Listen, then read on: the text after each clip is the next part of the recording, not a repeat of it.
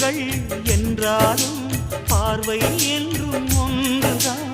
உருவத்திலே தனித்தனிதான், உள்ளம் என்றும் ஒன்றுதான். ஒரு சேவல்தான் நடை காத்தது, இந்த அதிசயம் பாருங்கள், கண்ணனை வாழ்த்துங்கள்.